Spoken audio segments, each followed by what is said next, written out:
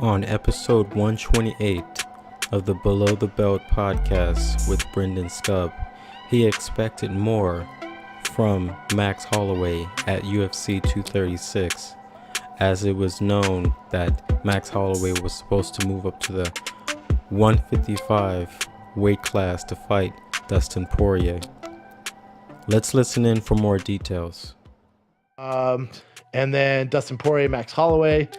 And I probably should have done my due diligence. I didn't even think about this. Max Holloway going up to 155. I thought, he's going to be better. He's going to be better because he's not going to cut to 45. It's always a big cut for him. He's missed weight. That one time there was an issue. He almost died in the fucking sauna. He had that heart issue. This is crazy. So 155, it's going to be Max Holloway on fucking, for lack of a better term, on steroids. He's going to be fucking dope at 55. Cardio's going to be there. Power's going to be there. He's going to have advantages here, the speed. And then, sometimes you don't know till you see it. And then when he gets in there, I think it was very evident right off the bat. When Max would land a jab, Dustin Poirier just kept going forward. He was like, oh, okay, that's it. And then when Dustin would land something, you're like, you can physically see it on Max, like, oh, fuck, that hurt him. So it's very early on. Even when in the clinch, or when Max have a wizard and he's trying to get off the cage, he couldn't right away. When we'd go against other guys, Ricardo Lama, some other guys at 45, he was strong enough where he could just circle out, wasn't a big deal. When he hit you with that right, you were in fucking trouble, man. Not with Dustin Poirier. It's just, I think this is gonna kind of give a lot of guys kind of a almost a light bulb moment where they go, oh shit, maybe moving up's not the answer. Because when I saw Max Holloway can compete at 55, yes, are you fucking kidding me? He went in there, his first fight at 55, he gave it all he could to Dustin Poirier. It was a phenomenal fight.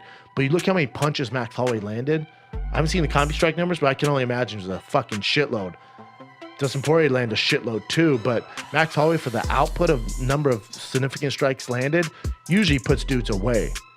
So does Dustin Poirier. So I think Max's chin's better at 55, but his overall power really isn't there. His outputs obviously is there, but these guys are just bigger, and it's just not the answer. He's still special at 55, but he's the greatest of all time at 45.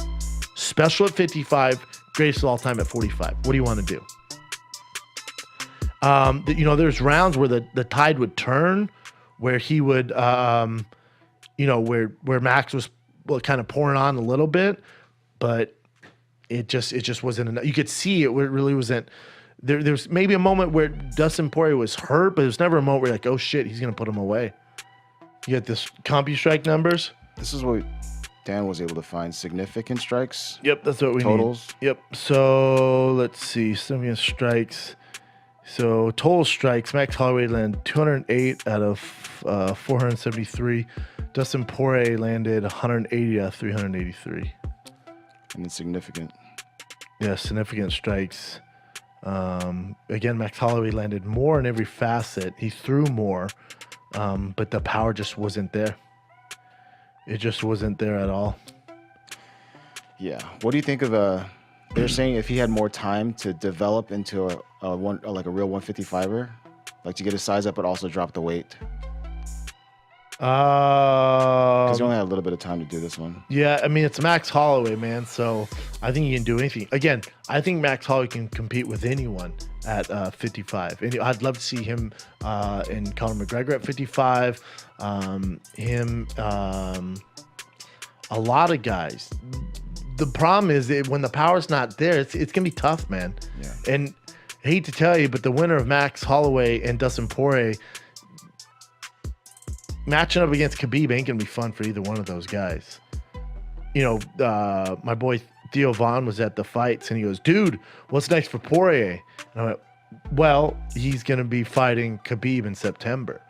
And he goes, good fight for him? I went, that's not a good fight for anybody. Mm-hmm. Literally nobody is that a good fight for. It's a nightmare. So I think Dustin Poirier is one of those guys. Same thing I felt when Michael Bisping won the title.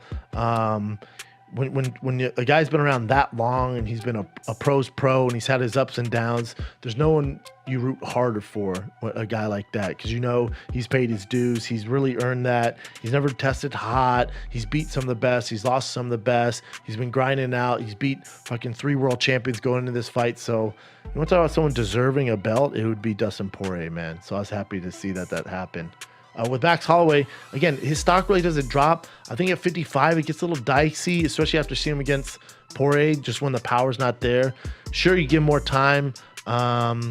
If that's something he wants to do, even. Does he want to, just fuck with the killers at 55 and get in the weight room and put on some more mass and work on his power and explosiveness? I don't know. A lot would go into that. If that's what he wants to do, it's there, and he could definitely do it. Or just continue wrecking dudes at 45 and the best 45 of all time. That's probably what I would do. Phenomenal fight, though. Phenomenal fucking fight. Both of them. But what's the combi strike numbers on Stylebender and Kelvin Gastelum? I don't need the combi strike numbers on Anders and Khalil Roundtree. I think it was 7,000 leg kicks to 1 punch by Homeboy. Kelvin Gastelum, he lay significant strikes, 91 of 220. Total strikes, 92 of 220. And then Stylebender, 109 to 237. 119 to 247. It's just interesting. In these combi strike numbers, it doesn't exactly tell you. You can't look at these numbers and go, oh, that guy won the fight. It doesn't work like that, but it's cool to see them to add, to supplement your view on the fight. And these are on UFCstats.com. And with Max Holloway and Dustin Poirier, it was really whoever was going forward was winning the fight. Whoever's walking forward. Neither guy does great fighting backwards. The problem is Max would go forward, would land 3, and the Dustin Poirier would land 1, and it would fuck Max up, and you'd have to go back. Then we need him in the head. That was rough, man. But again, be the greatest of all time at 45, or be really fucking good at 55. What do you want to do? You do both. Again, I don't think anyone's stock dropped Saturday night. Khabib comments via Twitter on Max versus Dustin at UFC 236. My respect to both fighters, and Poirier's achievement so far cannot be denied. My congratulations, Dustin. See you in September. Eagle emoji versus diamond emoji. Yep. And then Tony Ferguson commented below. Just a picture of him with the belt. That's the motherfucker. That's who you want to see Khabib fight. Eventually.